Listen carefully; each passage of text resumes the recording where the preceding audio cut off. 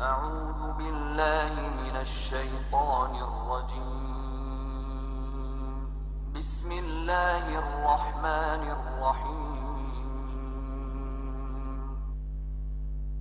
صحیح بخاری حدیث نمبر 1140۔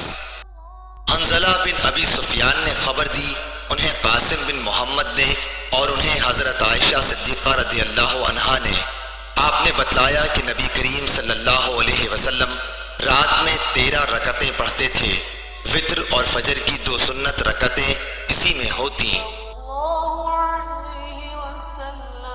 صحیح بخاری حدیث نمبر 1142۔ امام مالک نے خبر دی، انہیں ابو زناد نے، انہیں اعرج نے اور انہیں ابو ہریرہ رضی اللہ عنہ نے کہ رسول کریم صلی اللہ علیہ وسلم نے فرمایا کہ شیطان آدمی کے سر کے پیچھے رات میں سوتے وقت 3 گرہیں لگا دیتا ہے، اور ہر گرہ پر یہ افسوں پھونک دیتا ہے کہ سو جا، ابھی رات بہت باقی ہے۔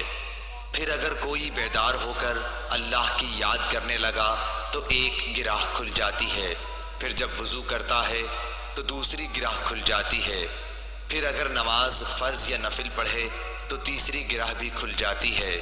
اس طرح صبح کے وقت آدمی چاق و چوبند خوش مزاج رہتا ہے، ورنہ سست اور بد باطن رہتا ہے۔